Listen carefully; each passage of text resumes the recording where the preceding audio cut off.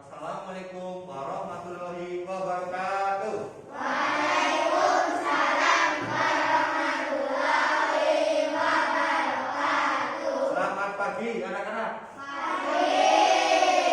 Bagaimana kabar kalian hari ini? Alhamdulillah luar biasa semangat. Alhamdulillah ya. Berangkat sekolah dengan penuh semangat ya. Nah, Pak Guru ingin tahu, kalian sudah sarapan atau belum? Alhamdulillah ya, dengan sarapan mudah-mudahan perutnya kenyang ya. Pembelajarannya nanti akan masuk ya. Ya. Nah, sebelum dimulai Pak Guru ingin melakukan cek kehadiran dulu ya. Nanti Pak Guru panggil satu persatu, kalian angkat tangan dan jawab ya. Yang pertama, Royhan Arosid. Hadir. Ya. Kana Ardita. Hadir. Ya. Saputri Widya. Hadir. Saad Akil. Hadir. Nur Hafizatun. Hadir. Ya. Latif Nur. Hadir. Aulia Monika. Hadir. Dimas Dwi. Hadir. Eza Rizik. Hadir. Rahma Hayuni. Hadir. Rizka Satun. Hadir. Muhammad Isnendi. Hadir. Ya. Alhamdulillah ya. Dari 12 siswa berangkat semua ya. Mudah-mudahan ke-12 siswa ini sehat semua kan? Sehat. Beneran ini sehat semua? Sehat. Karena di musim pandemi ini ya kita itu harus berhati-hati ya. Karena COVID-19 itu belum selesai. Walaupun kita sudah diperbolehkan tatap muka ya, tatap muka, kita harus memperhatikan protokol kesehatan. Protokol kesehatan yang dianjurkan itu adalah 3M. Yang pertama apa? Memakai masker, mencuci tangan ya sebelum mencuci tangan sebelum melakukan sesuatu dan menjaga jarak. Ya, alhamdulillah sekolah kita sudah mendapatkan izin untuk melakukan tatap muka walaupun tatap muka terbatas ya. Tidak setiap hari ketemu tetapi terbatas ya, waktunya dibatasi. Ya, selanjutnya Eza ya, Eza karena berangkatnya paling kasih tadi Pak Guru lihat. Nanti Eza tolong ya pimpin berdoa teman-temannya ya. Ya, silakan Eza pimpin berdoa. Kita mau duduk siapa? Mulai.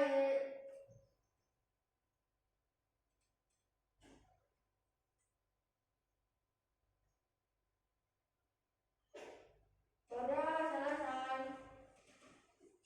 Ya, terima kasih ya Eza sudah pimpin teman-teman untuk berdoa. Mudah-mudahan ya dengan kita berdoa kita diridhoi oleh Allah Subhanahu wa Ta'ala. Karena kalau sesuatu dimulai dengan berdoa pasti akan mendapat ridho dari Allah Subhanahu wa Ta'ala. Dan mudah-mudahan kita nanti akan mendapatkan ilmu yang bermanfaat ya. Baik itu bermanfaat untuk kita diri sendiri ataupun bermanfaat untuk orang lain ya. Ilmu itu bukan untuk kita sendiri tetapi untuk orang lain ya. Makanya kita itu harus mendapatkan ilmu yang bermanfaat ya. Ya, selanjutnya setelah kita berdoa, marilah kita cek kerapian diri kita masing-masing ya.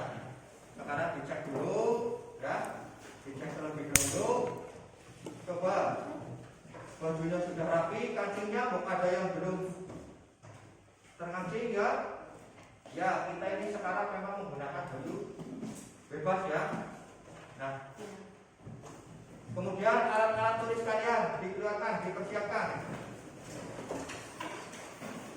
Alat-alat tulis, buku, pulpen.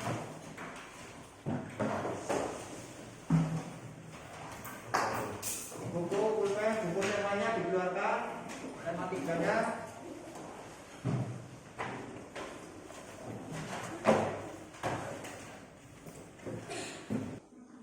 Ya, lanjutkan ya. Tadi kalian sudah menyiapkan alat tulis kalian ya, sudah siap semua? Sudah ya. Nah, kalau sudah siap, sekarang persiapkan jalan kalian untuk menyanyikan lagu, ya, menyanyikan lagu, ya, lagu nasional, ya, dengan judul Satu Nusa Satu Bangsa, ya. Silakan kalian nyanyikan dengan penuh semangat, ya, karena ini lagu nasional. Kalian berdiri semua, ya, berdiri. Kita nyanyikan bersama-sama lagu Satu Nusa Satu Bangsa, ya.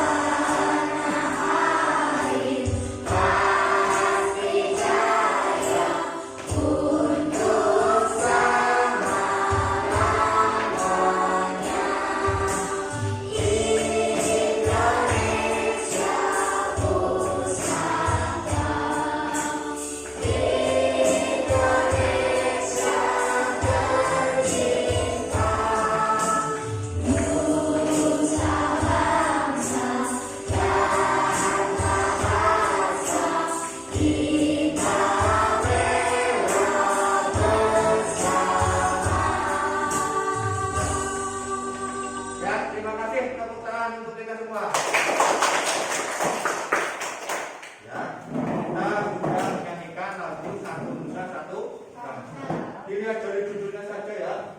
Satu Nusa Satu Bangsa. Negara kita itu, negara Indonesia itu terdiri dari kumpulan-kumpulan, ya, keberagaman yang ada di dalamnya, ya.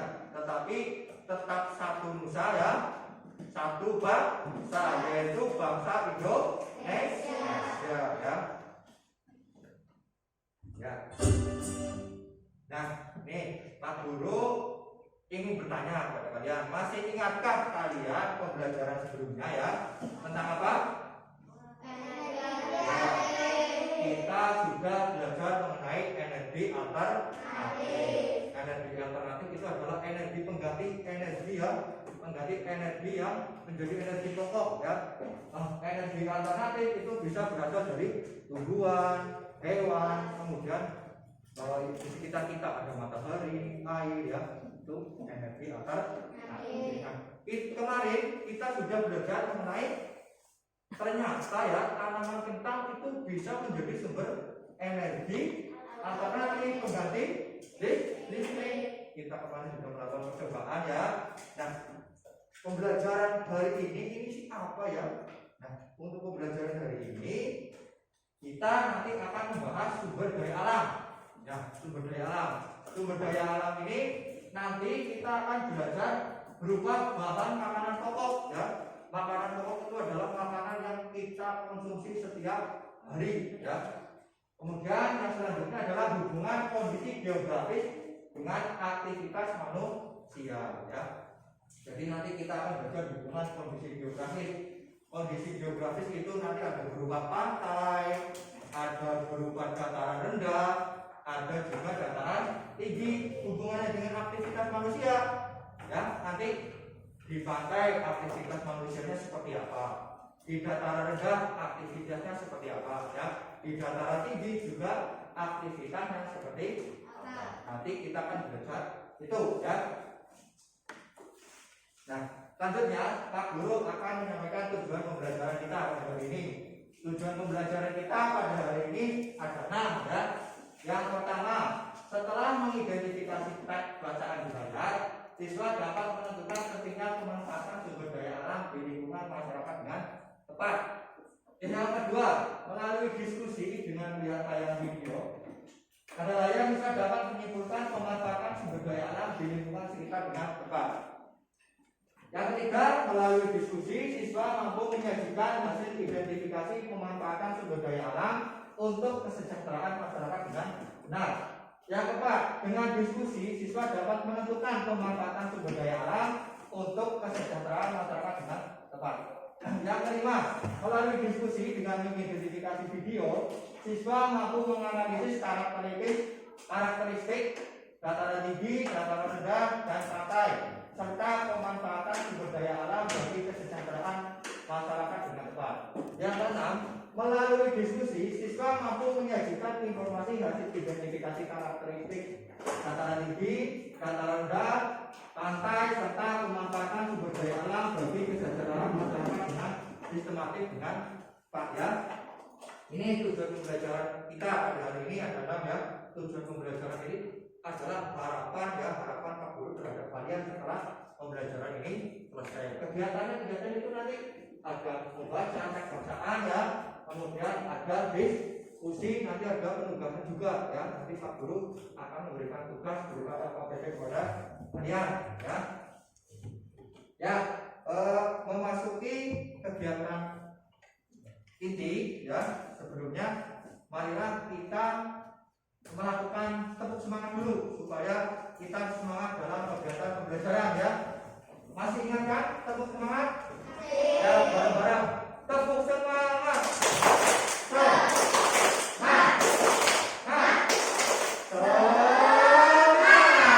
Ya, kita bersemangat dalam kegiatan pembelajaran pada hari ini ya. Nah, setelah ini Pak Guru akan menayangkan sebuah video ya, sebuah video dengan judul krisis regenerasi petani ya, mengapa Indonesia selalu impor beras ya. Di Indonesia kan banyak sekali orang yang bekerja sebagai petani, tetapi ini dilihat dari judulnya ya, Indonesia selalu impor beras. Impor itu adalah kegiatan membeli ya dari luar negeri ya. Nih beritanya seperti apa, kalian amati baik-baik ya, didengarkan ya. Badan Pangan dan Pertanian Dunia menyoroti pentingnya regenerasi petani. Krisis regenerasi petani akan memaksa Indonesia melakukan impor beras dari luar negeri. Sementara penambahan 1% penduduk akan meningkatkan impor hingga 2,65% pangan. Para pakar pangan dunia menyadari tanda-tanda krisis pangan sudah di depan mata. Setidaknya ada 4 indikator. Pertama, semakin sempitnya lahan pertanian akibat konversi. Kedua, semakin sulitnya mencari lahan baru untuk tanaman pangan. Ketiga, semakin tidak terkendalinya pertumbuhan penduduk. Keempat, makin berkurangnya jumlah petani.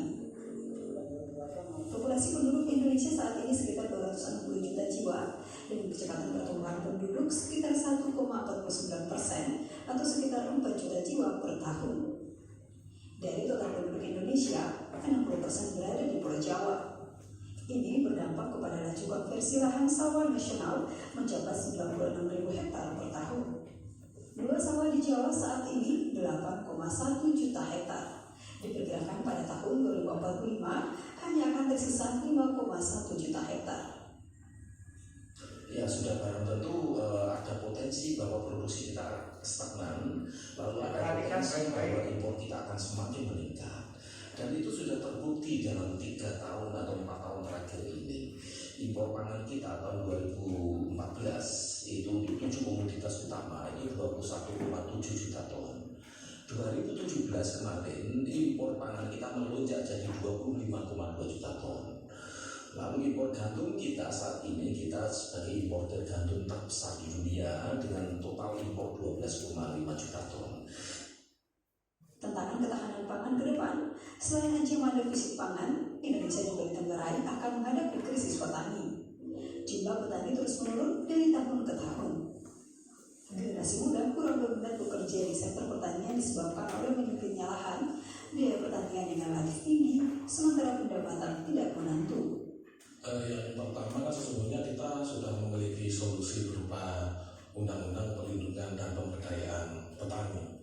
Nah harapannya dengan undang-undang tersebut kan kemudian petani semakin berdaya dan dilindungi, hidupnya makin sejahtera, maka harapannya generasi muda kemudian akan minat kembali untuk menjadi petani.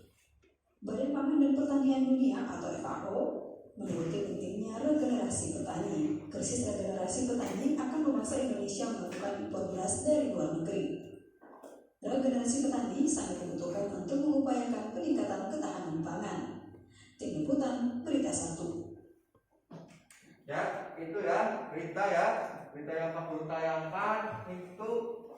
menceritakan tentang apa?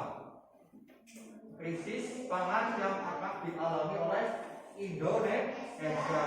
Nah, itu kemudian pentingnya regenerasi petani ya, pentingnya regenerasi petani. Tetapi pada kenyataannya banyak kaum muda ya yang tidak mau menjadi petani. Yang pertama karena apa? Karena sempitnya lahan ya, sempitnya lahan, kemudian biaya produksi ya, produksinya itu mahal ya, tidak sebanding dengan apa yang mereka peroleh ya. Nah, ini yang menandai krisis pangan ya. Ada 4 tadi ya dijelaskan. Yang pertama, semakin sempitnya lahan pertanian akibat konversi ya.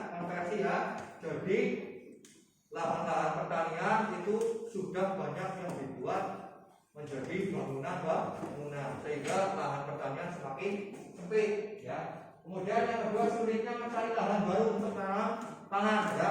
Dengan konversi tadi, para petani ingin mencari lahan itu susah. Kemudian yang ketiga, tidak terkendalinya pertumbuhan penduduk ya. Di Indonesia itu pertumbuhan penduduk itu tidak terkendali ya. Jadi banyak yang melahirkan ya, otomatis menjadi dewasa. Semakin banyak penduduk, semakin banyak pangan yang dibutuhkan. Kalian makan kan setiap hari? Ya, kalau semakin banyak orang, berarti kebutuhan pangannya itu akan semakin tinggi ya. Berkurangnya jumlah petani tadi disebutkan, setiap tahun jumlah petani itu semakin berkurang. Bisa dilihat di desa-desa saja. Di sini kan banyak sawah ya. Ada pernah lihat sawah kan? Di daerah kita ini kan banyak sawah ya. Sering pergi ke sawah?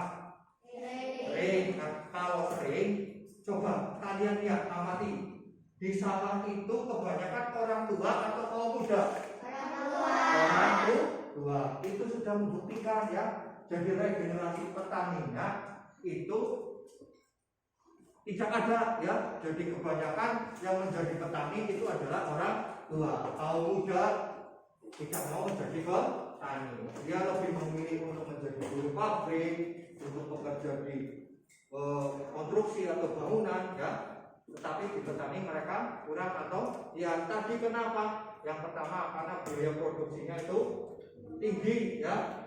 Kemudian hasilnya itu tidak sepadan dengan biaya produksinya ya. Seperti itu ya. Jadi masalah di Indonesia seperti itu ya. Sekarang kita bentuk kelompoknya, karena ini sudah seperti ini, kalian tinggal memberi nama kelompok saja ya. Memberi kelompok, nama kelompok, dengan nama kelompoknya itu bahan pangan ya. Mungkin ada padi, ada jagung, ada kentang, dan ada singkong. Silakan kalian berebut sebentar dengan teman sekelompok ini ya. Ini kelompok ini kelompok berebut namanya ya. Silakan.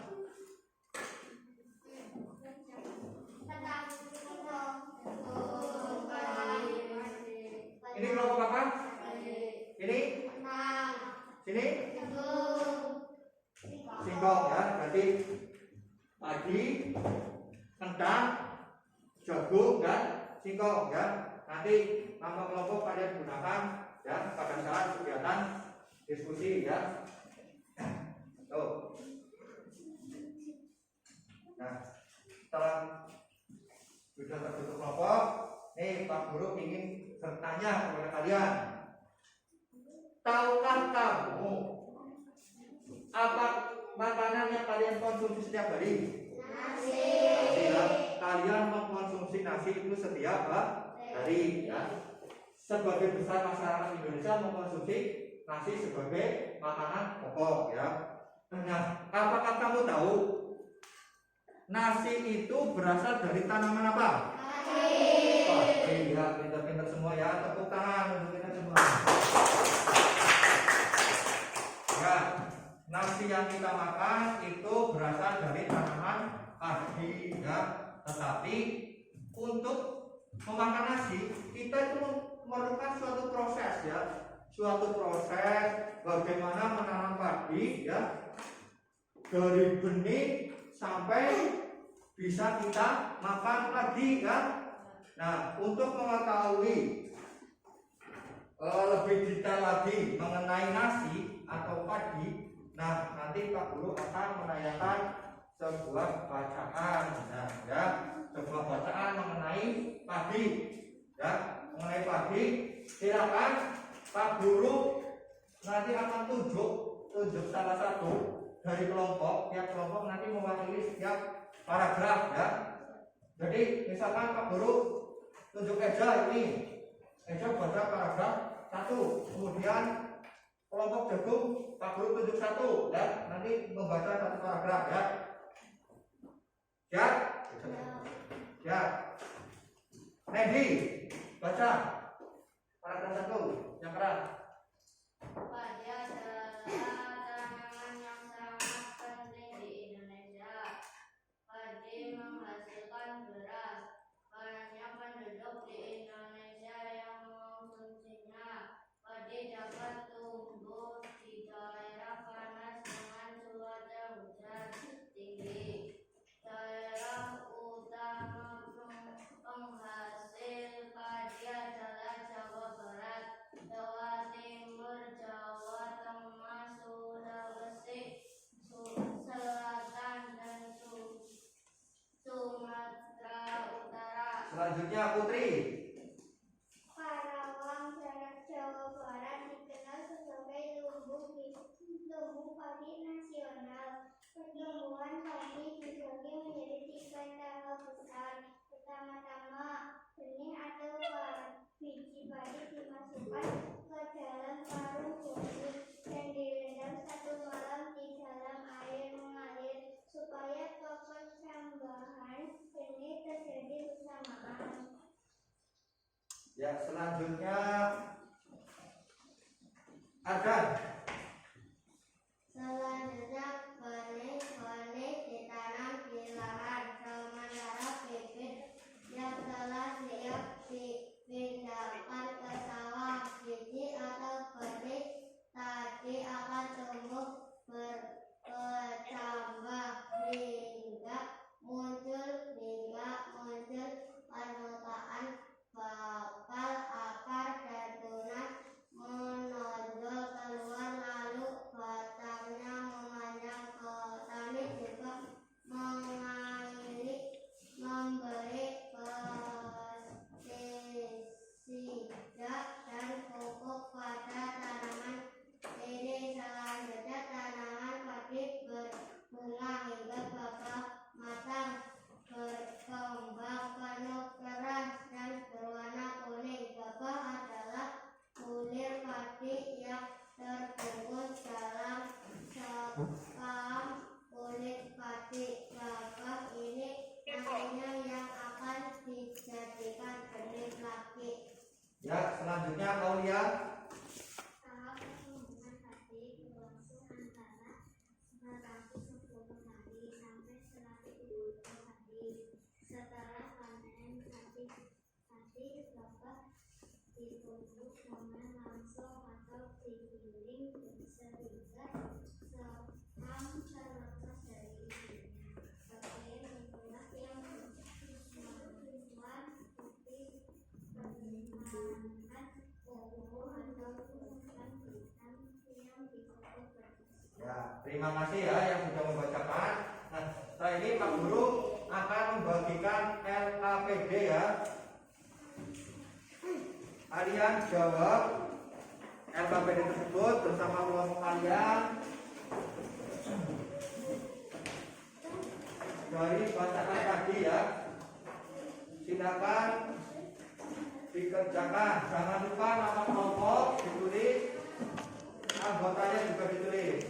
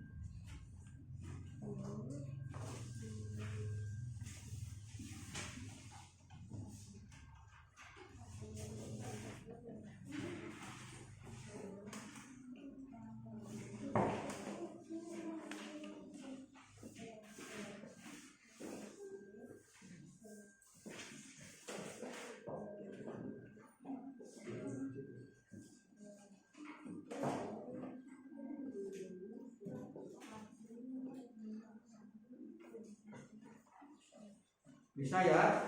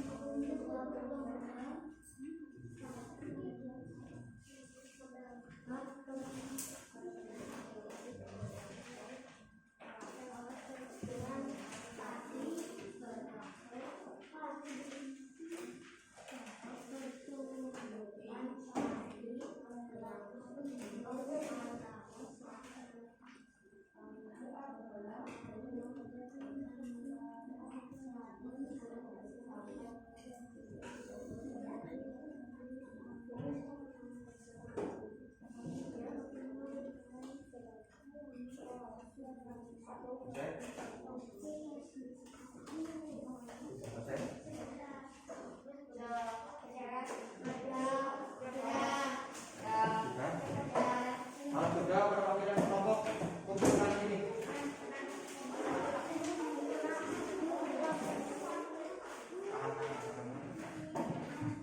Ini.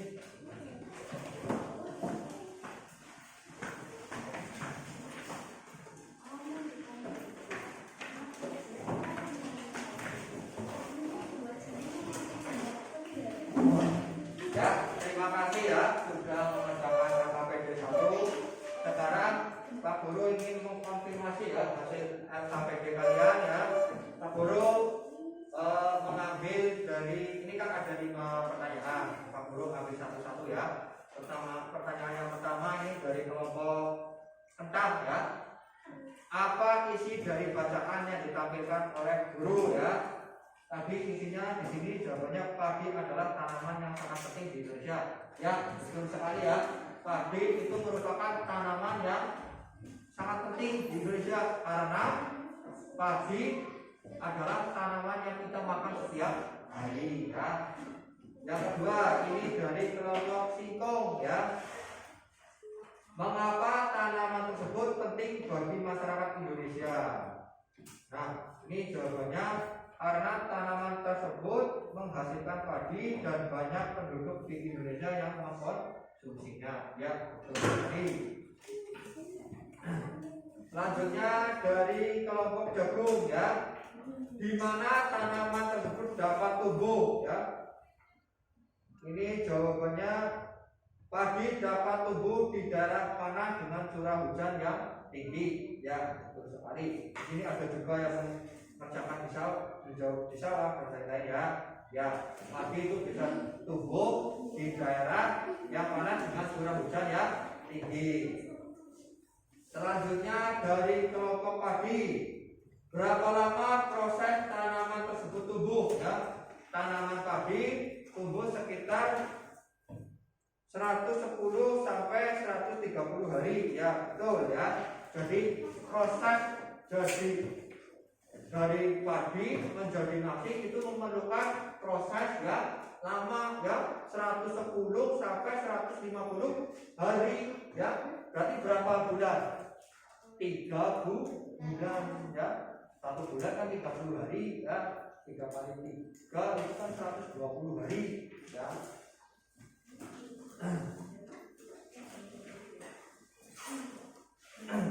Selanjutnya pemburu bacaan yang dari kelompok singkong tadi ini ya, yang terakhir apa yang disebut gabah ya. Gabah adalah bulir padi yang terbungkus dengan di dalamnya sekam ya. Sekam itu kulit padi. Kalau di sini itu ya bisa dikatakan perang kalau di sini ya. Itu namanya gabah. Ya, terima kasih untuk kerja kelompoknya. Tepuk tangan untuk kita semua. Ya, selanjutnya Pak Guru ingin bertanya lagi. Tadi kan di berita sudah disebutkan bahwa Indonesia itu mengalami krisis pangan ya, karena kekurangan lahan, karena pertumbuhan penduduk, kemudian berkurangnya jumlah petani. Nah, ini Pak Guru ingin tanya, tahukah kalian selain padi, apakah ada tanaman di Indonesia yang dapat digunakan sebagai tanaman bahan pokok yang dibuat bisa menjadi bahan pokok? Ada atau tidak? Apa cuma nanti saja? Ada. Kira-kira apa ya? Siapa yang angkat tangan coba? Ya, ada apa? Singkong, jagung, ya, ketan, ubi ya, ubi. Kalau di sini itu muncul ya, ya muncul. Kalau di sini singkong itu ketela ya, ya. Bagus, tepuk tangan untuk Adan. Ya, terima kasih ya Adan. Selanjutnya ini Pak Guru menanyakan ya, ini ya, ini sudah Pak Guru tanyakan. Ini tadi ada jagung, ini apa? Singkong ya, ini ketan, ubi ya. Kalau tanaman jagung di daerah kita banyak ya, di lingkungan sekitar. Ketela ya, singkong ya, singkong juga banyak. Ubi banyak juga ya. Nah, tapi kalau ketan, karena kita di daerah dataran rendah itu sulit dijumpai tanaman ketan. Kalau tanaman ketan itu biasanya ditemukan di dataran tinggi di atas ya. Kalau di daerah Banjarnegara itu yang banyak tanaman ketan itu adanya di daerah Dieng, pegunungan ya. Ya. Tuh, nah, apakah kalian kepengen tahu ya tentang tanaman ini? Pengen ya? Kalau kepengen coba kalian buat pertanyaan. Buat pertanyaan dituliskan di LKPD ini ya. Dituliskan. Apa yang ingin kalian ketahui tentang keempat tanaman tersebut ya. Sebanyak-banyaknya, tapi minimal 2 setiap tanaman ya. Contoh, Pak Guru memberikan contoh untuk padi ya. Padi, Pak Guru kepengen tahu berapa hari padi bisa dipanen ya. Berarti Pak Guru membuat pertanyaan, berapa hari padi bisa dipanen. Kalian buat pertanyaan masing-masing 2 saja. 2 untuk jagung, 2 untuk singkong, 2 untuk ketan, 2 untuk ubi ya.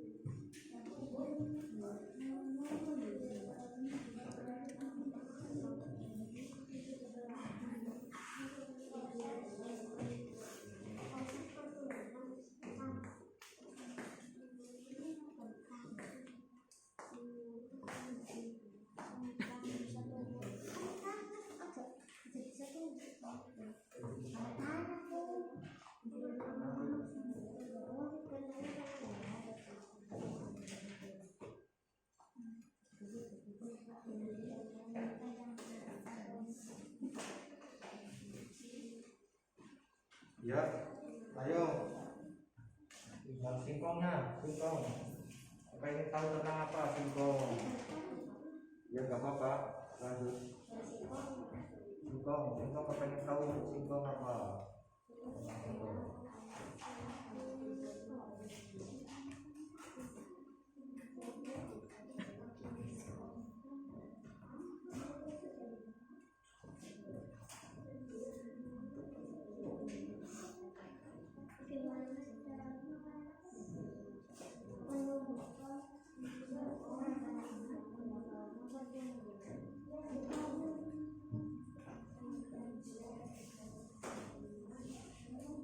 Sudah ya?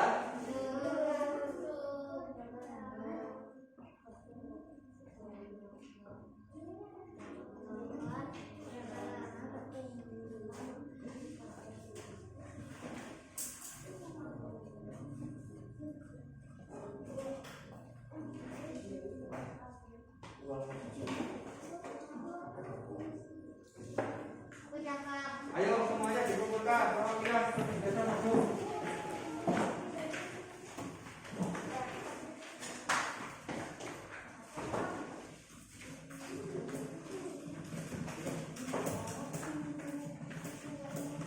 Ya, terima kasih ya. Ternyata dari diskusi kelompok kalian ini banyak sekali pertanyaan-pertanyaan ya yang ingin kalian ketahui mengenai tanaman ya yang bisa digunakan sebagai bahan makanan pokok ya. Ya, ini pertanyaan Pak Guru Jimban ya.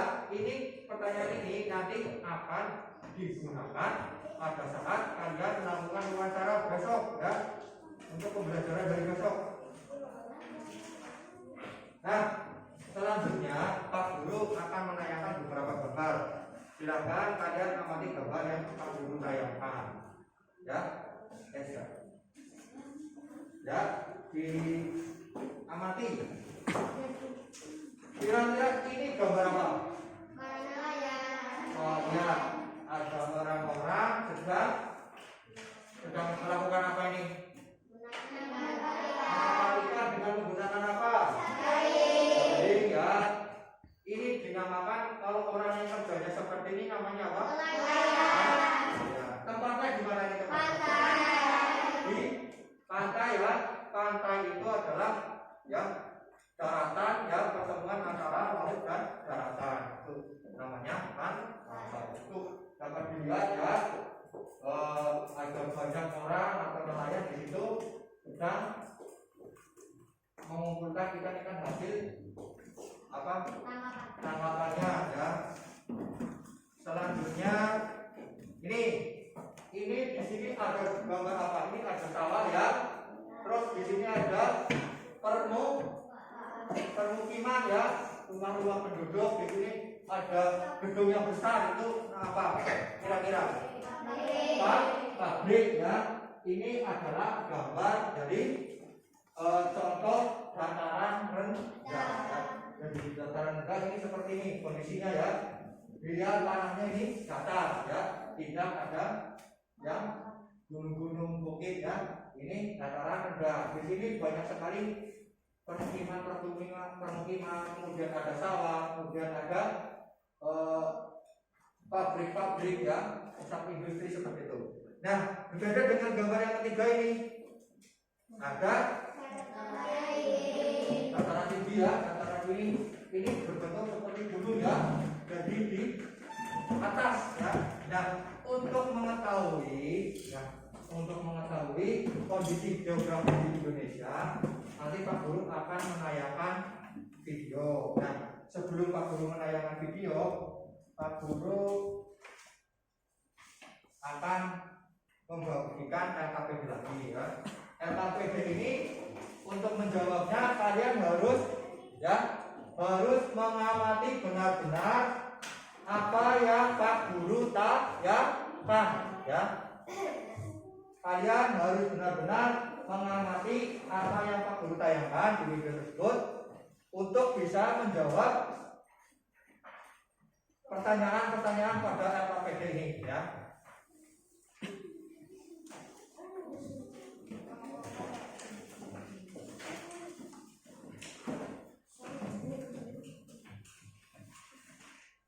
Ya, nanti setelah Pak Guru tayangkan video, kalian mengerjakan ini, masing-masing kelompok nanti akan mempresentasikannya di depan ya.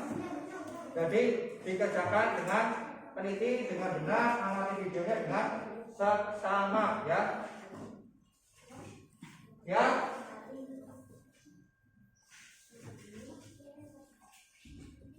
Siap ya.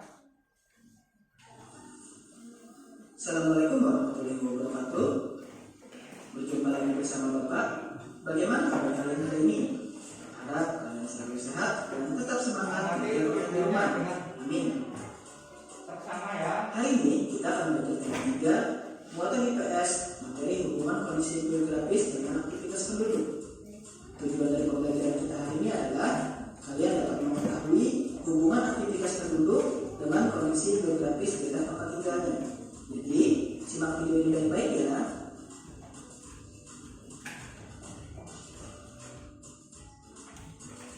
Manusia dan kondisi alam sangat erat hubungannya. Hubungan inilah yang mengakibatkan manusia memiliki aktivitas berbeda-beda setiap wilayahnya.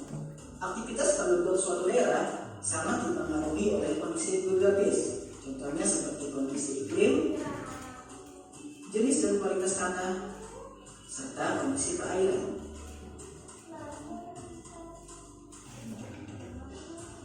Ya, seperti tadi ya Pak di suaranya di sini ya, di video tersebut, kondisi geografis itu sangat berpengaruh terhadap aktivitas manusia ya.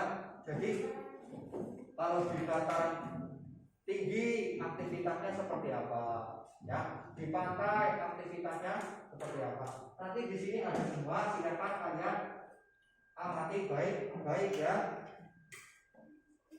Nanti kalau tidak diamati baik-baik, nanti akan ketinggalan info yang ada video ini dan kalian tidak bisa mengerjakan LKPD tersebut ya. Silakan diamati baik-baik. Dataran tinggi. Dataran tinggi adalah bentuk muka bumi yang relatif datar dan memiliki ketinggian lebih dari 500 meter di atas permukaan laut. Dataran tinggi beriklim sejuk dan memiliki tanah yang subur karena memiliki kualitas unsur hara yang sangat baik. Aktivitas penduduk di dataran tinggi cenderung melakukan kegiatan ekonomi di lahan kering. Lahan pertanian yang dibudidayakan adalah hortikultura, yaitu sayur-sayuran, buah-buahan, dan tanaman hias. Berikut adalah aktivitas penduduk di dataran tinggi. Petani, yang mana hasil pertaniannya adalah kol, sawi, brokoli, wortel, dan lain-lain.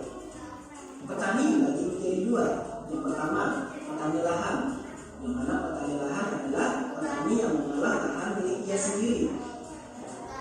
Yang kedua, petani penggarap adalah petani yang mengerjakan lahan milik orang lain.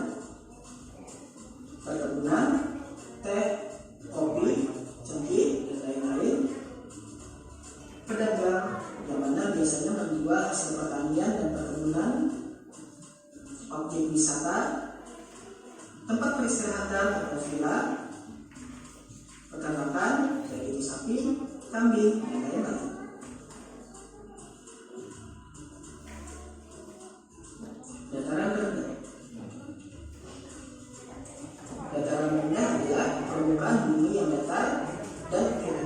kurang dari 200 meter di atas permukaan laut.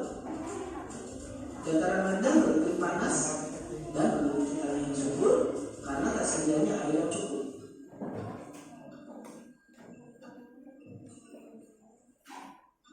Karena tersedianya air yang cukup dan iklim yang cukup baik untuk pertumbuhan tanaman, maka aktivitas penduduk di dataran rendah yaitu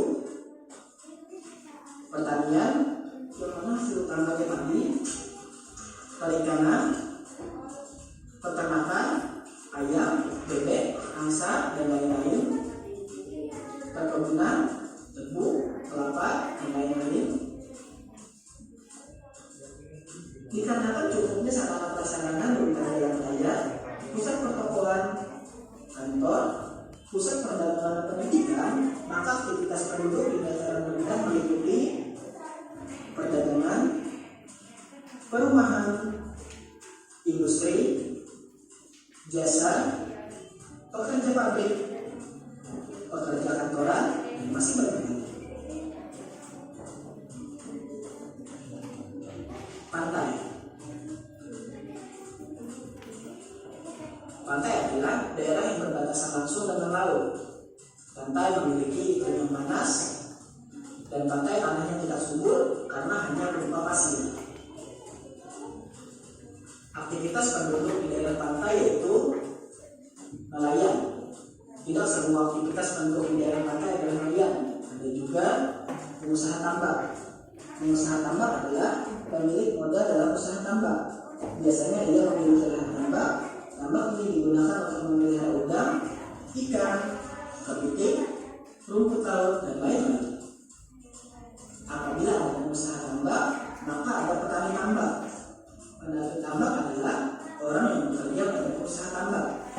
Petani tambak mendapatkan upah dari pengusaha tambak.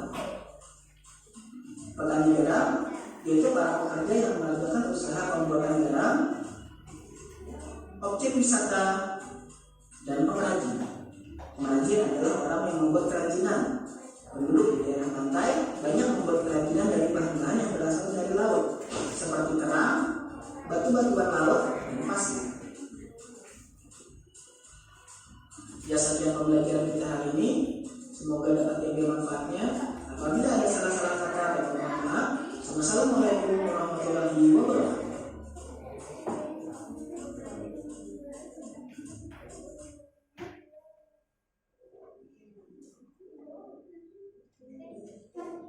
Ya,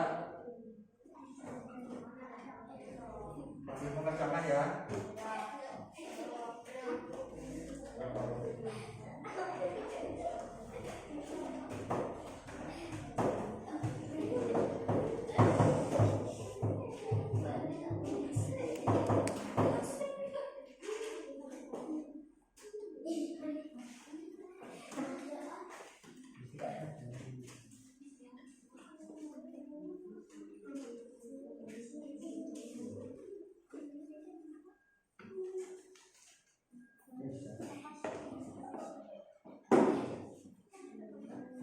Lokasi pantai Labuan Regis.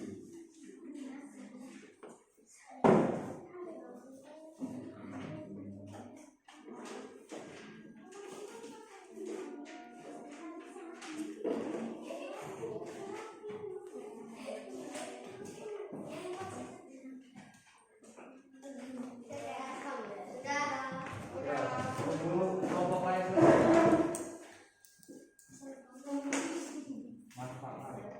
Manfaat budaya alam. Apa manfaatnya?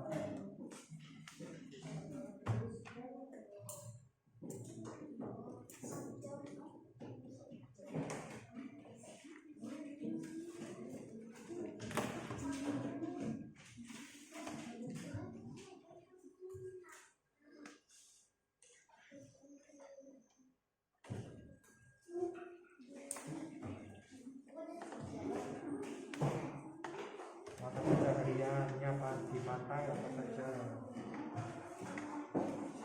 Mata pencaharian, mata pencahariannya apa saja yang di pantai? Jadi di pantai.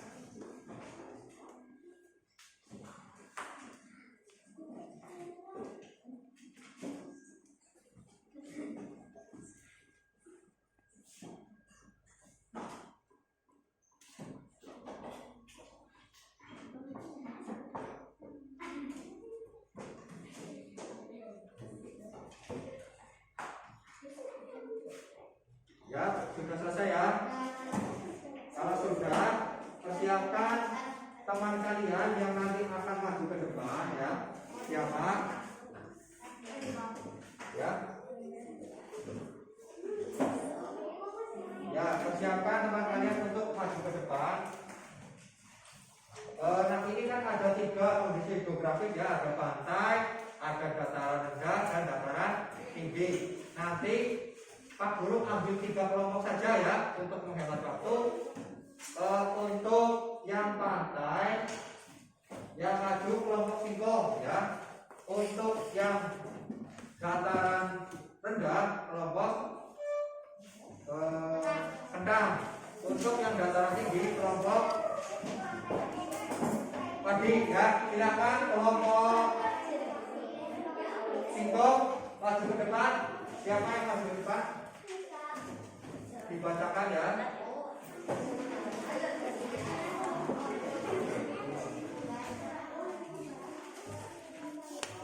Waalaikumsalam warahmatullahi wabarakatuh.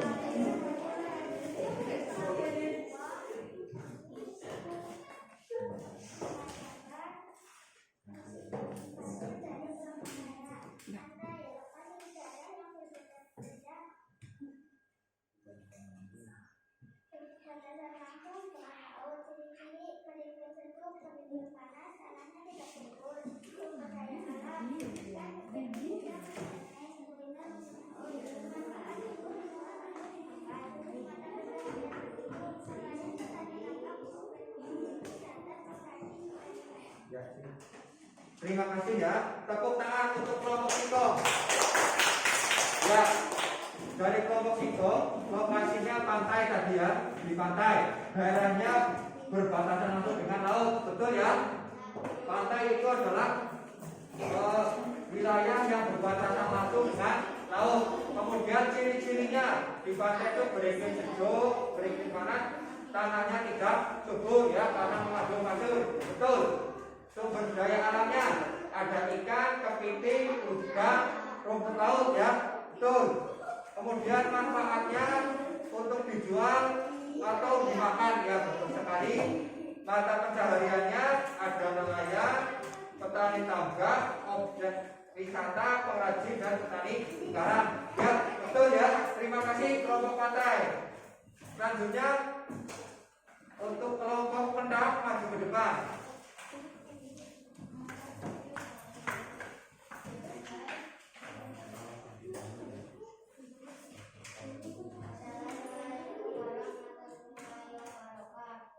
Waalaikumsalam warahmatullahi wabarakatuh. Dari kelompok tentang akan menghasilkan hasil diskusi kelompok saya. Dataran tinggi lokasi 500 meter. Ciri-ciri beriklim sejuk, sumber daya alam, wortel, sawi, brokoli, dan lain-lainnya. Manfaat untuk dijual dan dimakan. Mata pencaharian penduduk, petani, petani lahan, pedagang, objek wisata, peternakan. Ya, terima kasih ya untuk kelompok kendang ya. Tepuk tangan untuk kelompok kendang. Ya, dataran tinggi ini lokasinya adalah ya, dataran tinggi lokasinya 500 meter di atas permukaan air laut. Jadi ukurnya itu dari permukaan air laut. Kemudian ciri-cirinya beriklim sejuk ya. Ini kurang ya, tanahnya subur ya, ditambah tanahnya subur. Sumber daya alamnya ini juga betul, ada wortel, sawi, brokoli dan lain-lain ya. Manfaatnya untuk dijual, untuk dimakan ya, betul. Mata pencaharian penduduknya ada petani lahan ya, ada pedagang juga, objek wisata, peternakan juga ya. Peternakannya ada peternakan sapi, kambing ya. Untuk dataran rendah maju, silakan.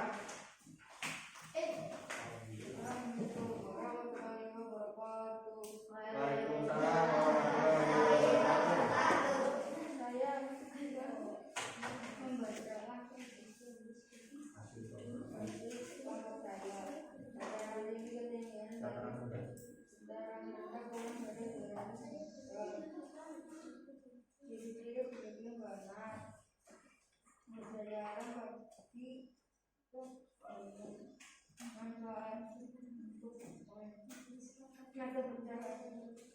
Saya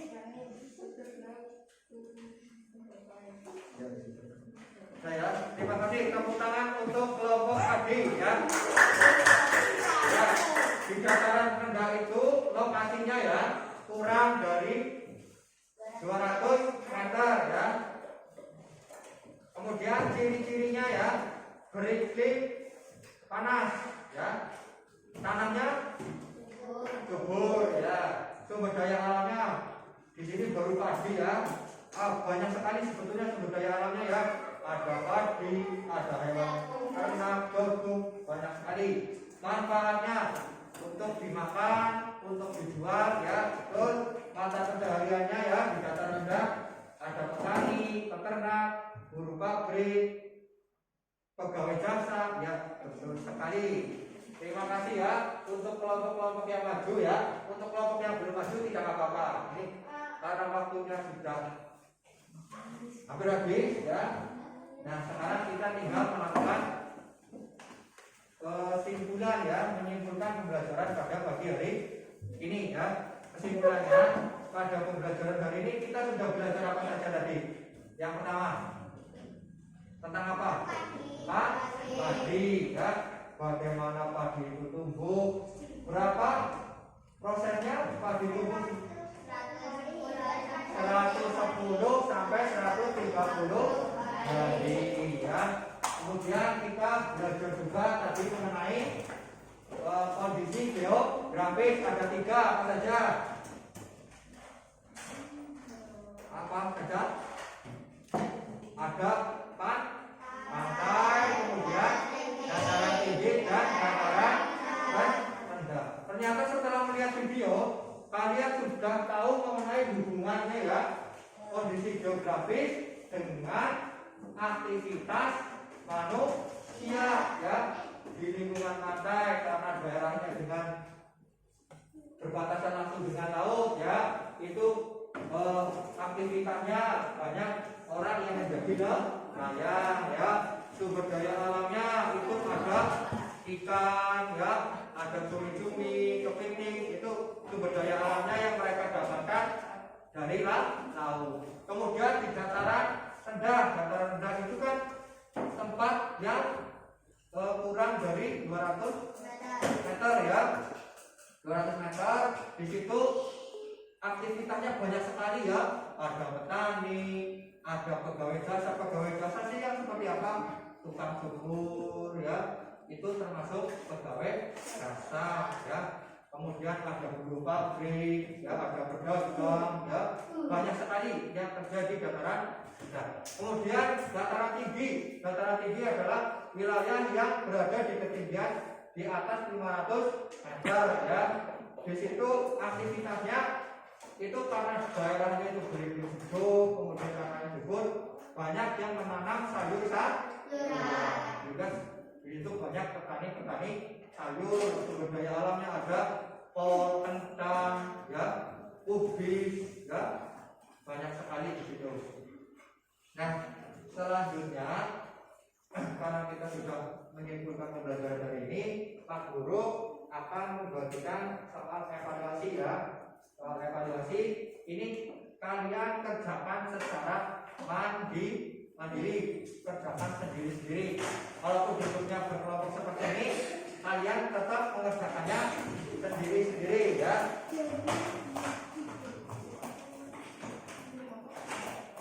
Dikerjakan di sini.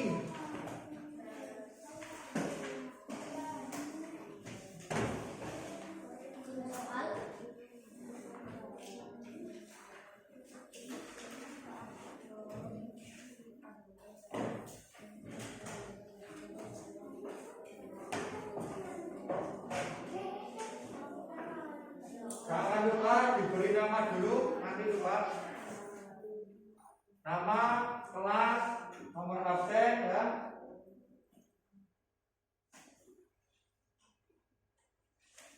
Pak Guru beri waktu 5 menit.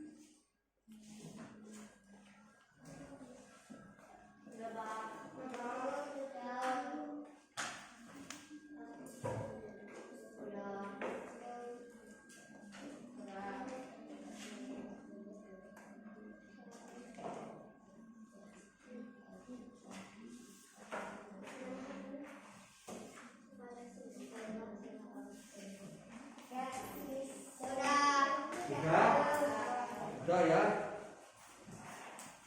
Kalau sudah, perwakilan kelompok mengumpulkannya menjadi satu, ya, dikumpulkan menjadi satu dalam kelompok.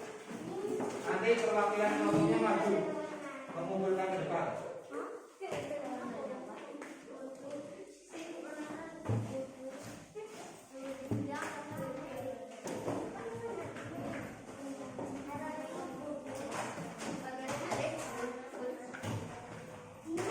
Sudah semua ya? Nah, kalau sudah semua, nanti Pak Guru ingin bertanya kepada kalian, ya, pada pembelajaran tasbih hari ini, ya, pada hari ini, apakah kalian paham apa yang Pak Guru jelaskan dari awal tadi? Adakah kesulitan? Tidak. Nah, apakah pembelajaran hari ini menyenangkan? Semangat, kami semangat. Alhamdulillah, kalau masih semangat. Apakah sudah lapar? Sudah lapar ya? Sudah ingin pulang? Nah, kalau sudah ingin pulang, Pak Guru hanya mengucapkan terima kasih kepada kalian ya, sudah bekerja sama dengan baik pada pembelajaran pagi hari ini ya. Nah, Pak Guru ingin memberikan sedikit motivasi kepada kalian ya, sedikit motivasi kepada kalian dengan sebuah nyanyian ya, sebuah nyanyian kalian nanti apa dijawab ya. Nih, ini Pak Guru akan menyanyikan sebuah nyanyian terkait dengan ini ya. Ini namanya apa? Jari ya. Jari ini ada 5 ya. Ada apa saja?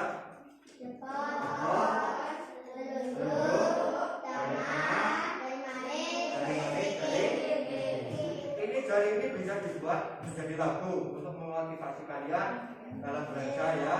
Ini lagunya. Ini namanya jari jempol. Ini namanya jari jempol. Apa guna jari jempol? Sayang kalau belajar nggak boleh. Ya, pokok ya, beneran ya. Kalau belajar tidak boleh kok. Ini namanya jari. Ini namanya jari tunjuk. Apa guna jari tunjuk? Sayang kalau belajar nggak boleh. Ngantuk ya. Siapa yang lagi belajar yang ngantuk? Ya nggak ada ya, alhamdulillah kalau kelas ini tidak ada ya. Atau ini namanya jari tengah.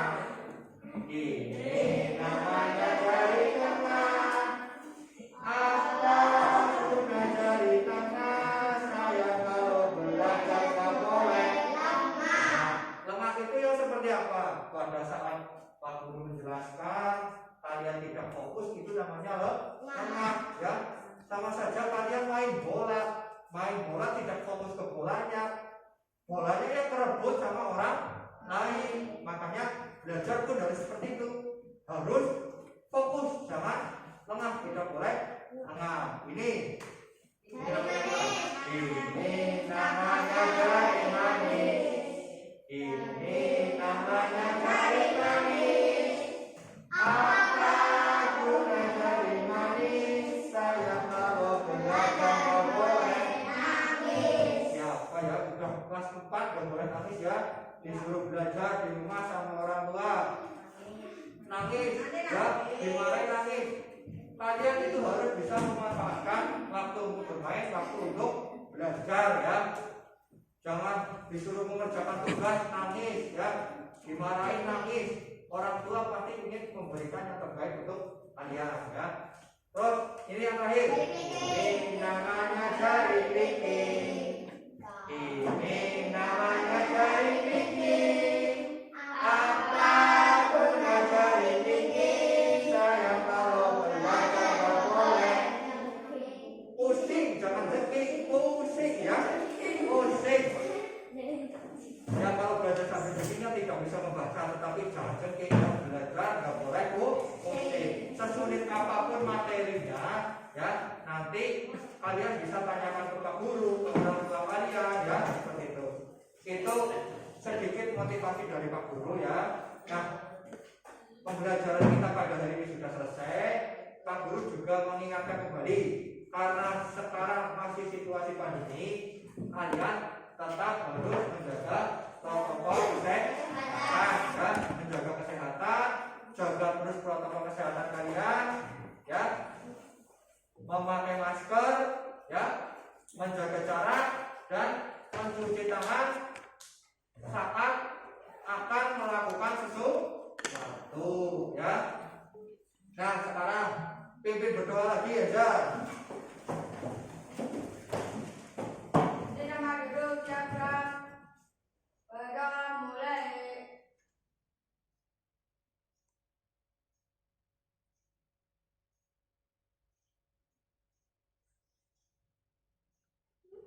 Berdoa selesai. Ya, terima kasih ya Aisyah ya. Alhamdulillah pembelajaran hari ini berjalan dengan lancar. Mudah-mudahan kita mendapatkan ilmu yang bermanfaat ya. Terima kasih untuk hari ini. Billahi taufiq wal hidayah. Wassalamualaikum warahmatullahi wabarakatuh.